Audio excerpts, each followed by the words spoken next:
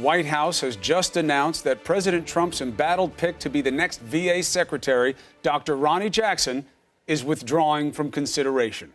This comes after days of disturbing allegations about professional misconduct that forced senators to postpone his confirmation hearing. Let's get right to CNN's Abby Phillip, live at the White House. This is not a shocker. What do we know about the calculation? Not a shock at all. In many ways, very much expected. The White House said last night that it was Ronny Jackson's decision, and he made it this morning, saying in a statement that he would withdraw from consideration to be the VA secretary. He vehemently denies the allegations against him. As you mentioned, several sources have come forward, both to reporters and to the Senate Veterans Affairs Committee, alleging that he misused his position to prescribe medications loosely, was intoxicated on the job on several occasions. But Jackson says none of those things are true. And then he adds that unfortunately, because of how Washington works, these false allegations have become a distraction for the president and the important work we must be addressing, how we give the best care to our nation's heroes. Now, this is just another roadblock for this White House that has really struggled to get their cabinet nominees confirmed. They've also had a lot of issues with ethics in the president's cabinet, and Republicans are growing frustrated that this is one in a bigger pattern of this White House not vetting nominees before they come to the Senate for confirmation. But this morning, the president is going to be speaking just shortly in an interview on Fox News, and Jackson is out. They will now have to find someone else to fill that critical VA position, Chris. So, Abby, listen, we're just getting the statement from Ronny Jackson, and I just want to read a portion of it. Going into this process, he says, I expected tough questions about how to best care for our veterans, but I did not expect to have to dignify baseless and anonymous attacks on my character and integrity. The allegations against me are completely false and fabricated. So why is he dropping out? Well, clearly, he's right about one thing. It is a huge distraction for this White House. But beyond that, Allison, we should also point out there were questions about Jackson's qualifications to run this massive federal bureaucracy, more than 300,000 employees, having no real experience in government.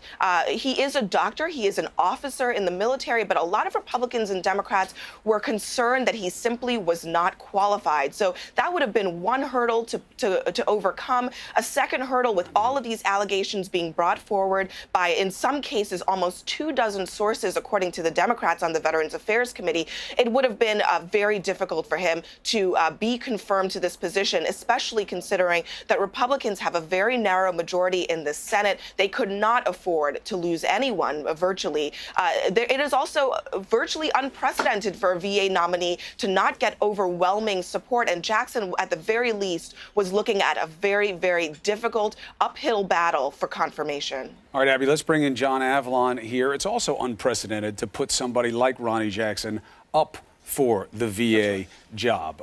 This is a job that is very intense. It has been a failure for so many with very good credentials. That was the problem for Ronny Jackson coming into this, is that it was about the president liking him. His performance in a press conference where he came up with that magical number about the president's weight and overall fitness. And longevity. And longevity. He could live to be, what, 200? 200? Right? Yes. Right? Which is better. Trump said a little low, but a good start. But that was his problem. He's never done anything like this. The personal things were piled on top of that. That's exactly right. This ultimately is a problem of Donald Trump's own making, because it was an impulsive decision based on whether he personally liked Ronny Jackson. And part of the tragedy and the radius of damage, I think, is that Dr. Jackson had been someone who was praised by presidents of both parties. People had worked with him. But by nominating somebody who did not have the relevant experience, who had not been properly vetted, somebody who, when he floated it in conversations in the White House, people thought the president was joking. He set up Ronny Jackson to fail. And these allegations that came out, all anonymous, but a high number of them, 23 individuals allegedly speaking out against him, that just created a completely untenable situation politically. But the fundamental flaw was the nomination and the lack of experience to do the job, the difficult job that is running the VA. So, David Gregory, the president really likes Ronny Jackson, as did President Obama. Can he stay on as the White House physician now? Well, you know, I don't know what all the tension will be on that. I mean, the president could say, yes, I like him, I want him, and I don't know if there'll be pushback from the military on that, given this. I simply don't know and wouldn't speculate on this. I think it's going to be difficult. given these allegations. I think, Jackson followed the script really that the president laid out for him, which is, why do I need this?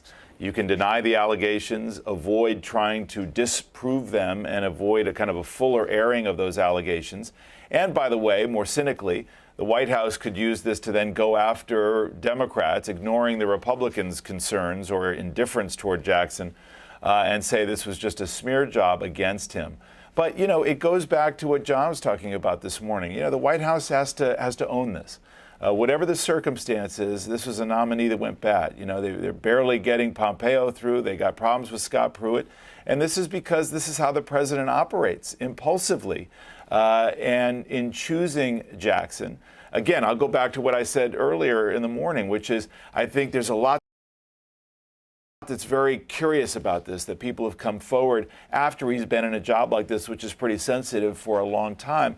But these are pretty serious allegations that he would have to deal with, and for the White House to take on this fight that looks like a losing fight would be a lot. Well, look, as we all know, when you really believe that they have nothing on you, it is easier to have the resolve to stay in. We also don't know that it was really Ronny Jackson's choice here. The president is the one who has to drive this. It's his choice.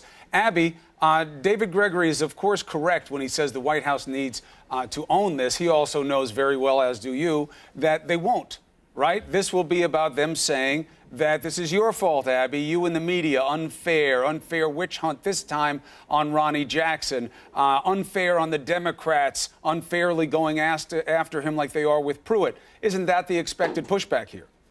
Well, we've already heard that from them, Chris. In the last several days, the talking points from this White House have been that these allegations are unfair, that they really shine a bad light on Ronny Jackson because the media is perhaps going after him or giving voice to his political enemies. And even if that is true, the underlying fundamental problem here is that Ronny Jackson was not vetted for this position before he was named. The White House was caught flat-footed, unable to defend him in the early stages when some of these allegations first emerged. And then it really snowballed after that. They came into this confirmation process really unprepared for what is actually a pretty standard practice in the process of confirming people in Washington, that you go through a confirmation process. It's advice and consent on the part of the Senate, where they look into the person's background. They have hearings on the subject matter. People come forward as character witnesses. And in that process, negative information can and does come forward. In this case, Ronny Jackson has the presumption of innocence. All of these are allegations, of course. But clearly, this was a White House not prepared to defend them. They didn't know all the facts behind the situations, and he was left out to dry. But I think a lot of Republicans are saying right now even that this is not anyone's fault, but the people who are supposed to be shepherding their nominee through what is always a very difficult process, but especially in this particular job. And Chris, let me just make one point that I think may be obvious, but I think it's worth saying. In Washington in particular, whether it's in political circles or whether it's in media circles, when there's blood in the water, when you are injured, you have to have somebody who is prepared to stand by you in a really big way. And in this case, it would have been the White House being prepared to knock back these charges and knock them back hard.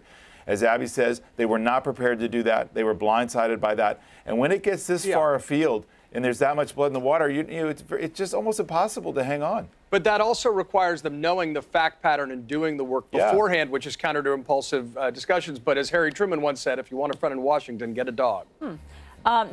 John, another question is, what's the path forward? So Caitlin Collins of CNN has reporting that part of why it took so long to get rid of David Shulkin, who was the last VA secretary, even though President Trump didn't feel that he shared his opinion about privatization, et cetera, was because there was nobody else. And then it was like, he was thunderstruck when he realized that he could do Ronny Jackson, whom he likes so much, who's his personal physician. So now what? Who's going to head the VA? Well, that becomes the big X factor. Remember the drip, drip, drip against Shulkin over a period of months. Someone who had been an Obama appointee, widely respected, backed by many veterans, members of the veterans community, but who the White House kept hanging out to dry, and some ethical concerns adding to his problems, but also some sort of, opposition inside the administration.